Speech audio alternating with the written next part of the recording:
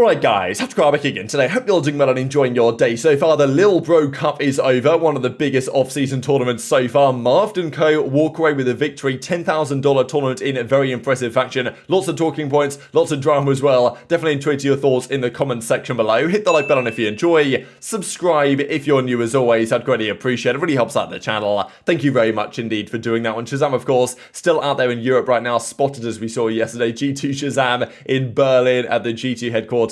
And yeah, pretty funny clip that we shared, of course, when they've got kids and stuff coming up to the window because they know exactly where he is from the back of his broadcast. Yay, of course, also in Europe right now with Cloud9 getting ready for the Manchester Red Bull Homegrounds tournament coming up very soon indeed. And even I thought this is pretty funny from Zyppan. No updates yet on EG's 10th man. So if you guys remember the story on this, the Evil Geniuses, they've got their 5-man team. Then they've got Apoth and Reformed, their 5th or their 6th and 7th player. And then they're rounding out the rest of their 10-man lineup with 3 players from Trials, basically. You guys, probably some of you guys maybe applied, I don't know, and hopefully some of you guys got a reaction, who knows. But regardless, EG are going through trialing players and trying to find out the next superstars. And as Zekin says, he's finding people in ranked that are treating the game like it's their triad for EG's 10th man spot. So pretty exciting stuff. But yeah, probably we're going to get more announcements on that relatively soon. But EG, of course, will only be in action for the first time in probably, what is it, mid-February when the season begins for the pros. But in tier 2, it all begins in early January, which kind of aligns a little bit as well with the next edition of the Lil Bro Cup, which is going to be a LAN event, I believe, where some of these teams probably in the pro sides will be attending. So as Zekin says, 3rd in the Lil Bro Cup. Now I got a bit confused here because the Lil Bro Cup hosted by Tarik and Ludwig, I was like, you know, because I knew they were doing another event and I thought it was in January, and they are doing another event. There still is an event in January, I'll show you guys in a second, but I got a bit confused because I thought maybe this was that event the whole time, but turns out there is even more to come here. But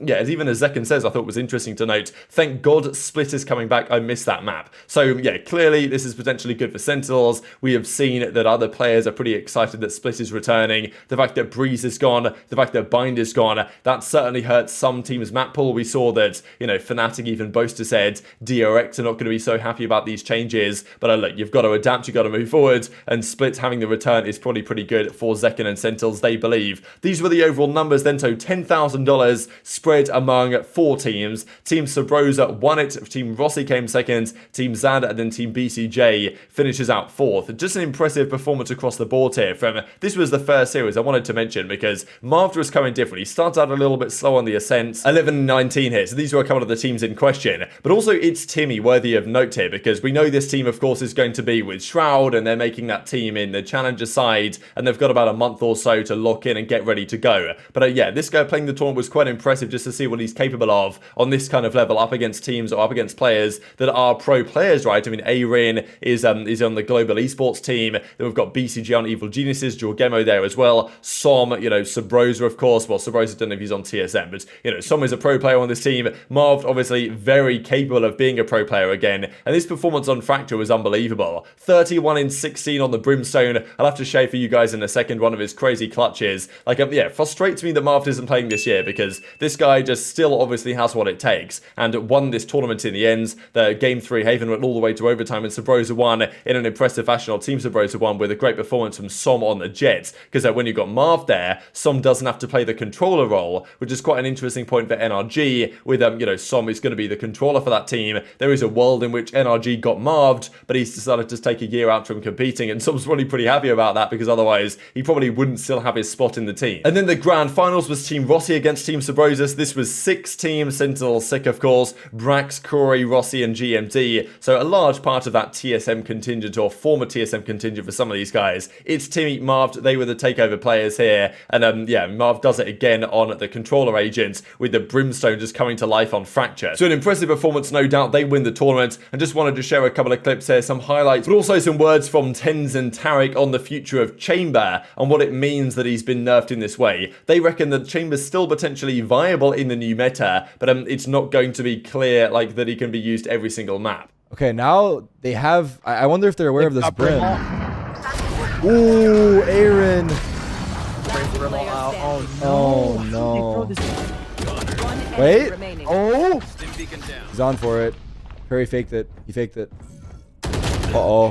Danger. Oh! Oh, ice in his veins, they said. 1v3 from Marved. The rounds they win. It's an act of heroic.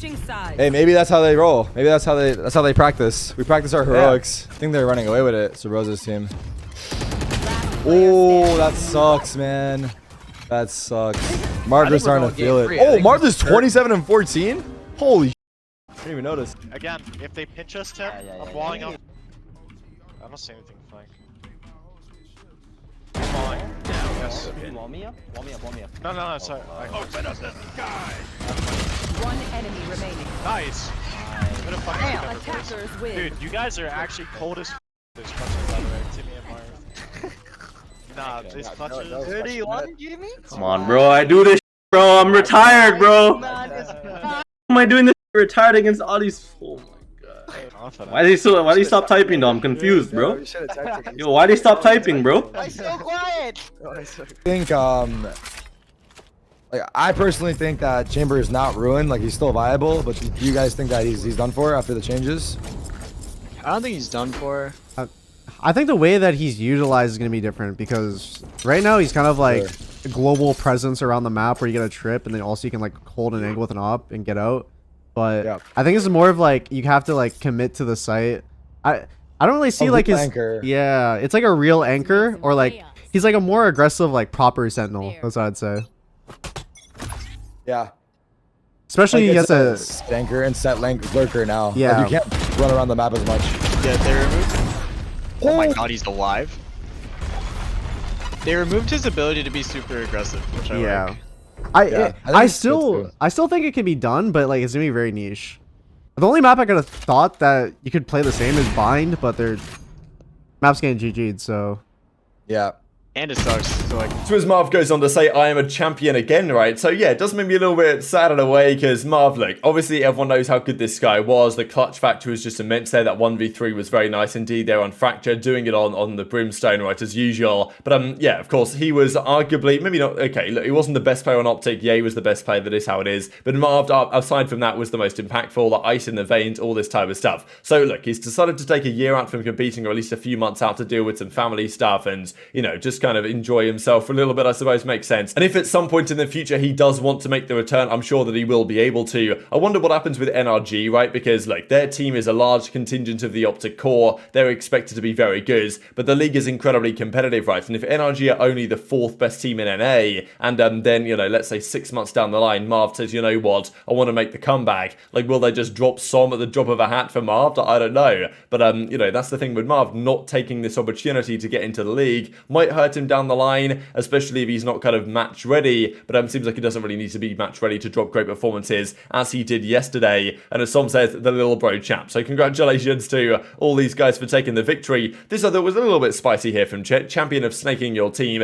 Of course, he's joking a bit, but I'm sure that Chet and the NRG guys do think, you know what, would have been nice if Marv came along with us here with the OpTic core minus the A+ artist on NRG rather than you know, Marv disappearing. And now there's always questions there as to where Marv's going to go, and there could be a future world in which Marv is on a different organization playing against the former OpTic core. Hopefully it works out for both parties, of course, but pretty exciting stuff. And then yeah, this is the entire champion team. So it's Timmy, Marved, ShahZaM, Sabrosa and BcJ, champions of the Lil Bro Cup. So congratulations to everyone. Congrats to Lil Bros. And as I mentioned, right, before we look at that, we'll actually look at some of the numbers here. zyppan was the highest rated at 1.26. Then all from Team Sabrosa. Marved, it's Timmy and ShahZaM, all 1.18 around that ballpark. And then, you know, Brax, Nismo, BcJ, Xander and Shanks from Team Xander. They didn't do so well, but zyppan had some good numbers, at least for his particular sake. And as we showed, this tournament is on VLR, so it does officially matter. Now, the other thing to mention is that there will be a VCT Invitational LAN. So they're doing these like VCT Invitational tournaments around the world, some of which are online, some of which are going to be on LAN. And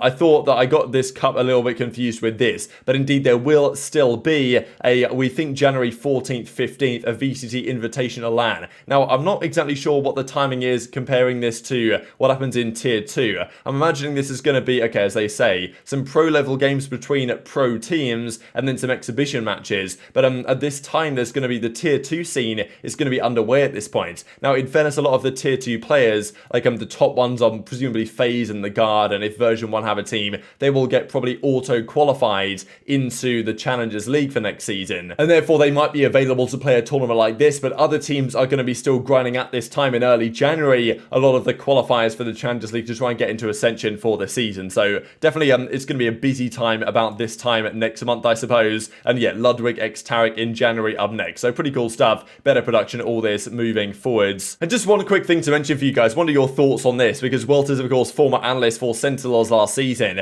That apparently the best correlation between which team wins more often is the team with the higher ACS, the average combat score, the number that comes up in game. Now, of course, that is related to, you know, actually winning rounds and stuff, so it's not exactly a massive surprise that this is true. But it is interesting to think about, right? Because I know that probably players think about increasing their rating, or like what their now HLTV kind of ESC rating is on VLR or on the Spike. But yeah, apparently ACS is really by the numbers, that's what you want to improve. If you can increase your ACS, you increase your chances to win and contribute to kills and assists. So look, it's kind of common sense at the end of the day, but I still thought it was worth mentioning that it's basically the most important stat in the game, you could argue. And it's one that is worth focusing on. And also this from Will Miner, just to close out the video, he's doing a North America VCT Awards for 2022. Most valuable player from, you know, Coach of the Year, the VCT teams, like they're basically the best players in these particular roles, most improved player, all this stuff. And he's asking certain individuals to give their voting for this. So we'll see who comes out on top over the coming days. Very much enjoyed your thoughts in the comment section below. Hit the like button if you enjoyed. Subscribe if you're new. Take care, and I'll see you next time.